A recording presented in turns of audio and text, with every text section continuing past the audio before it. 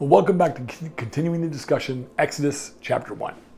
Well, welcome back to Whole Bible Study with me, Taddy Noy. Today we're going to dig deeper into some of the background, theology, and questions that flow out of the Exodus chapter 1. If you haven't watched the chapter reading and the deep dive yet, I recommend starting there. This session is meant to extend the conversation and help you think more critically and faithfully about what's happening behind the text. So let's dig in. 1. Egypt's Egypt's psychological transformation from hospitality to hostility. One of the subtle but powerful themes in Exodus 1 is how a nation's posture towards outsiders can change over time. In Genesis, Egypt is portrayed as a place of rescue, a land where Joseph rises to power and saves both Egypt and Israel from famine. But now a new Pharaoh emerges who did not know Joseph. What's fascinating here is that the Hebrew verb yada, to know, doesn't just mean cognitive ignorance. It can imply rejection of relational or covenantal knowledge. In other words, this Pharaoh chooses not to recognize what Joseph meant. He rewrites the narrative. This deliberate forgetting of history mirrors real-world political dynamics. Time and time again, nations that once benefited from immigrant labor or foreign alliances grow fearful when those populations become large or visible. It's a classic pattern.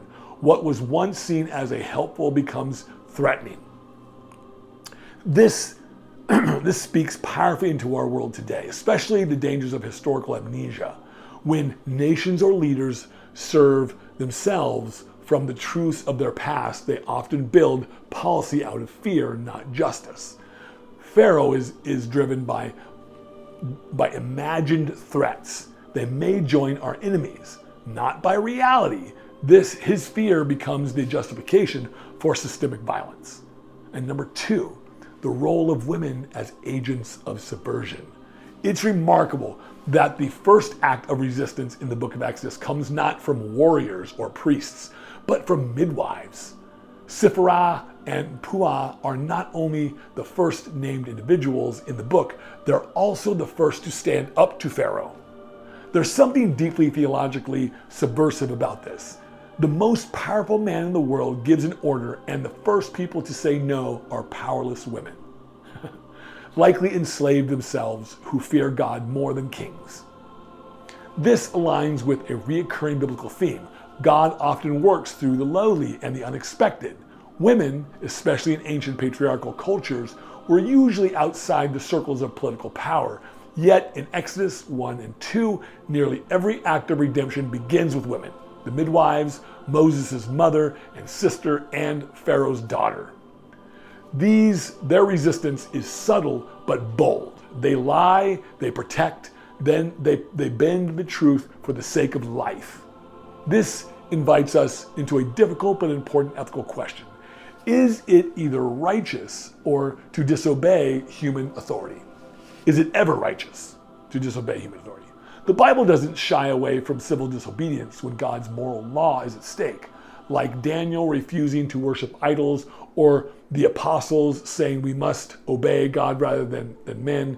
The midwives remind us that faithfulness sometimes means resistance, especially when the orders are given to violate the sacredness of life. The theology of childbirth and covenant. At first glance, it's easy to overlook how central birth is to Exodus 1, but the entire chapter revolves around it. Multiplication, midwifery, and Pharaoh's attack on Hebrew boys. In the Hebrew Bible, wombs are battlegrounds of promise. Think about it. Sarah's barren womb, Rebecca's twins, Rachel's struggle, and now the explosive growth of Israelite families in Egypt. Birth is never just biology, it's theology. It's the medium through which God fulfills his covenant. I will make you into a great nation, he says. Pharaoh's attempt to control the womb is an attempt to thwart divine promise. But notice, he fails. Despite his efforts, the people who keep multiplying, God's covenantal blessing, be fruitful and multiply, is more powerful than any empire's decree. This idea also anticipates the messianic trajectory of Scripture. Throughout the Bible, the salvation of God's people is often born through threatened children: Moses, Samuel, John the Baptist, and ultimately Jesus. Each of them emerges in the context of state-sponsored violence, and each is a child whom the empire couldn't kill. Now, Pharaoh as a biblical archetype or an anti-creation, Exodus 1 sets Pharaoh up not just as a historical figure, but as a theological archetype. He's the embodiment of chaos, oppression, and anti-creation. If Genesis opens with a God who brings order out of chaos, who gives life, blesses it, and calls it good, then Pharaoh is the inverse. He sows fear, brings disorder, and treats life as disposable. His decree to throw infants into the Nile is a direct attack on creation itself. In this way, Pharaoh mirrors other anti-God figures in Scripture: the serpent in Eden, Nebuchadnezzar in Daniel, Herod in the Gospels, Revelation's dragon. These are not just political rulers, they are spiritual forces at work through earthly powers. This gives us a framework for understanding injustice today. Racism, exploitation, genocide, these aren't just political problems, they are theological ones. When any system denies the image of God in human beings, it becomes Pharaoh-like. Sacred memory versus state amnesia. Another tension in this chapter is the contrast between what God remembers and what Pharaoh forgets. Pharaoh forgets Joseph.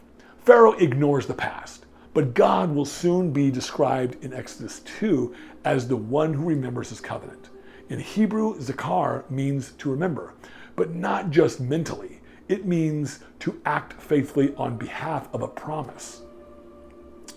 This contrast raises a question. What does it mean to be a people of memory in a world of forgetting? Israel's identity will soon be shaped by remembrance, Passover, festivals, law, and storytelling. God's people are told again and again, remember that you were slaves in Egypt. This memory is sacred. It humbles them, teaches compassion, and fuels justice. In a modern world where attention spans are short and history is often revised or erased, Exodus 1 reminds us to forget the past. To forget the past is to repeat its sins. Sacred memory protects us from pharaohs, both ancient and modern. Now for our final reflection. Exodus chapter 1 is more than an introduction to a famous Bible story. It's a powerful lens for how God works in the margins of power, through the unexpected and often in the quiet defiance of systems that try to crush life.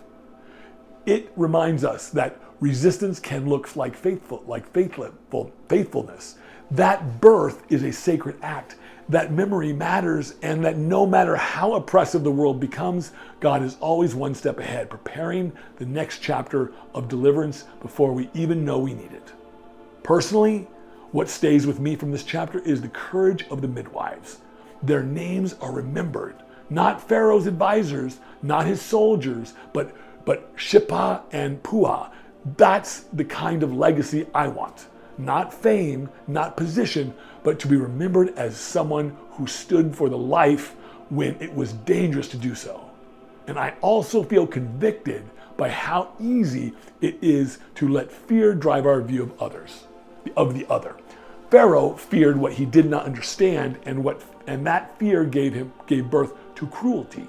As followers of God, we're called to move in the opposite spirit, to choose compassion over control, courage over faith, and faith over convenience.